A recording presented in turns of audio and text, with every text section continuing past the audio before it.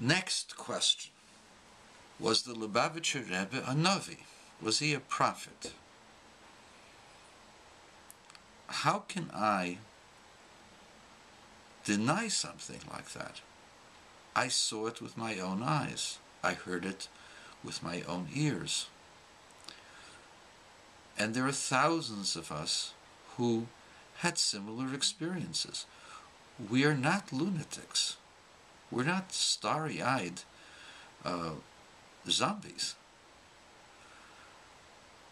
We attached ourselves to this man because this man demonstrated an ability to know what's going on in the person that nobody could have ever told him. The Rebbe knew about people's physical conditions. The Rebbe knew about their spiritual conditions. I have a friend, Dr. Bernard Schechter. We haven't spoken in about 15 years, but he's still a friend of mine. We met in Boston. He told me that 1/9 of Av, he was involved in something he shouldn't be involved with. And the Rebbe, who cared about him, suddenly appeared to him, and he could smell the Rebbe's breath. The Rebbe told him not to do that. He didn't listen anyway. And the results were tragic for his family. But this was not a person who was hallucinating. He's a multi-millionaire who has developed innovations in the dental world. He saw this with his own eyes. I saw similar things, not like him, but I saw similar things with the Rebbe. The Rebbe read my mind. The Rebbe predicted what I would be in the future. The Rebbe has always counseled me in ways that have always been accurate, exact, to the point. And when I was a student in Kfar Chabad in 1967, there were 32 of us with United States and British and French passports.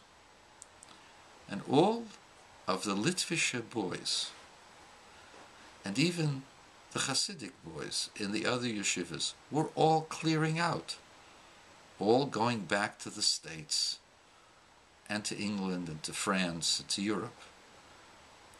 Everybody except for the chosen 32, the few and the proud, who stayed in Israel despite the fears of the State Department, despite the pleadings of their parents. You know why I stayed? Because the Lubavitcher Rebbe said that Israel was on the verge of its greatest victory since the miracle of Hanukkah. And there was nothing to fear, that we should study Torah, and through the study of Torah this would bring protection to others. And then the Rebbe added that we should engage in bringing the mitzvah of tefillin to the community at large. And that this would be a merit not just to ourselves, but to all the soldiers and to the entire community. It was at that moment that Mivtza Tefillin started, the first of the great actions that the Rebbe initiated.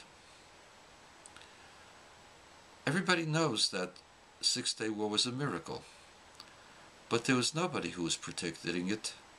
Not Rav Shach, not the Satmar Rebbe, although he might have said something similar, but certainly not the way the Rebbe was saying it.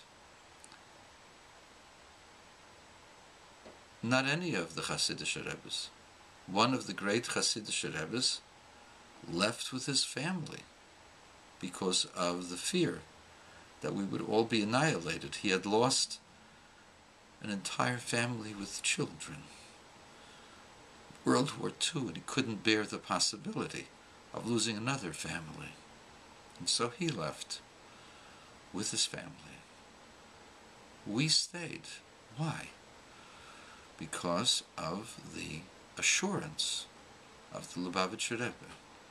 The Lubavitcher Rebbe did not endanger anyone whenever there was a question, medical question, whenever there was a question of security. The Rebbe always deferred to doctors and to experts. Here the Rebbe was saying things clearly, as clear as a prophet could be. This happened again in 1973, before the Yom Kippur War. The Rebbe started going to the gravesite of his father-in-law, pleading passionately, prayers for hours on end. And then the Rebbe asked us to go visit the schools and to teach children about the belief in God and to give them money for tzedakah, that they should understand their chosenness and how everything is by divine providence, and through the words of children, through the mouths of children, God gave energy to destroy the avenger, the enemies of the people. And this went on not just in spring and summer, in camp time, asking us to teach children extra hours during the summer and to go and extend the camps.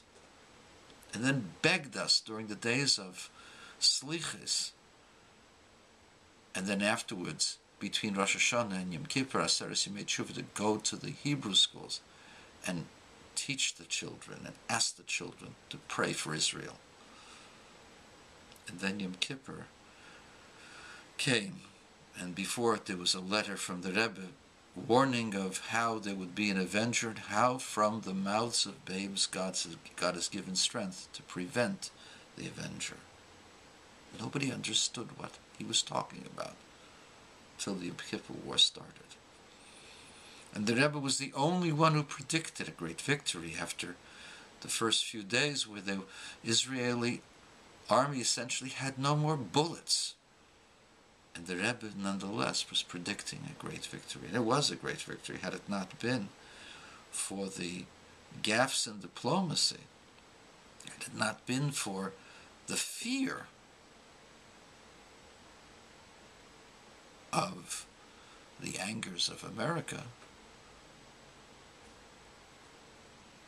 We would have had Syria, and we had Egypt on the verge of collapse.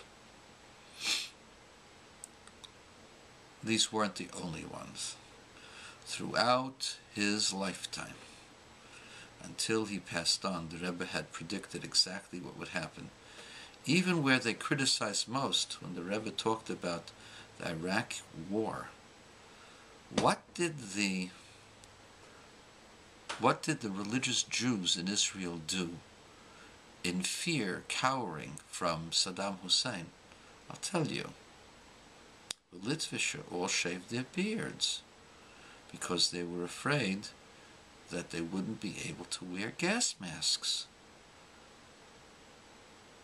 But Lubavitcher Chassidim didn't wear gas masks, didn't shave it one bit, notwithstanding the words of the Defense Department, notwithstanding the words of the poskim.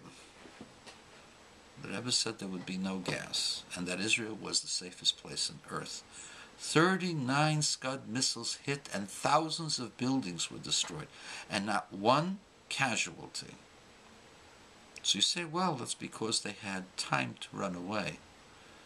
In Khobar, in Saudi Arabia, one Scud missile was fired.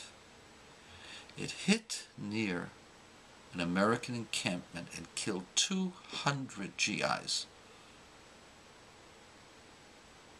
But in Israel, 39 missiles, thousands of buildings, not one casualty, no gas.